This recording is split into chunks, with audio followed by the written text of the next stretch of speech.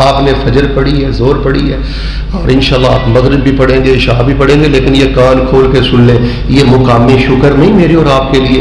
رسول رحمت اللہ السلام فرماتے ہیں نماز عصر پہلے لوگوں پر بھی فرض تھی، فَزَيَّعُوهَا، مارکیٹوں پہ، دکانوں میں اور اپنے معاملات میں الجھ کر انہیں نماز عصر کو ضائع کر دیا، اللہ نے ان کو ضائع کر دیا۔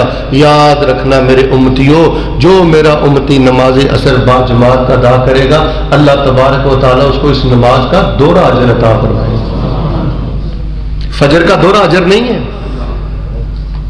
ظہر مغرب عشاء کا دوہرا اجر نہیں ہے۔ اگر آپ نے دکان چھوڑی ہے، کسٹمر بھائی جانے دیں، ایسے کسٹمر ہمیں نہیں چاہیے جو ہم سے نماز چھین لیں۔ تو میں اللہ تعالیٰ سے دعا کرتا ہوں جی، اللہ تبارک و تعالیٰ اپنی رحمت کے ساتھ مجھے اور آپ کو صحیح معنوں میں ان نعمتوں کا شکر ادا کرنے کی توفیق عطا فرمائے۔ اچھا، کبھی شاید آپ نے غور ہی نہیں کیا، کیا یہ میرے اور آپ کے لیے مقام شکر نہیں ہے کہ رسول رحمت اللہ السلام فرماتے ہیں کہ جب عصر کی نماز ہوتی ہے تو دن بھر کے جو فرشتے ہوتے ہیں نا، وہ واپس چلے جاتے ہیں اللہ کے پاس۔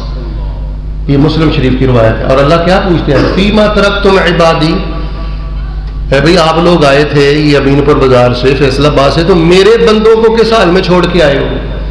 کن کو؟ میرے بندوں۔ فرشتے کہتے ہیں یا اللہ جب ہم آئے تھے تو تیرے بندے نماز عصر با جماعت مسجد میں ادا کر رہے تھے۔ یار یہ مقام شکر نہیں ہے کہ میری بھی حاضری لگ جائے آپ کی؟ یار ہمیں کیا ہو گیا ہے؟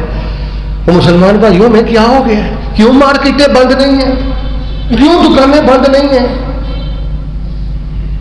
اس سے بڑا مجھے مقام شکر بتائیں کہ میری اور آپ کی حاضری لے کر رحمت کے فرشتے جا رہے ہیں، اللہ کی بارگاہ میں جا رہے ہیں۔ اللہ کو ہر چیز کا علم ہے، لیکن اللہ فرشتوں کی زبان سے آپ کی عزت سننا چاہتے ہیں۔ فیما ترکتم عبادی، میرے بندوں کو کس سال میں چھوڑ کے آئے؟ یا اللہ ہم چھوڑ کے آئے وہ نمازیں پڑھ رہے تھے،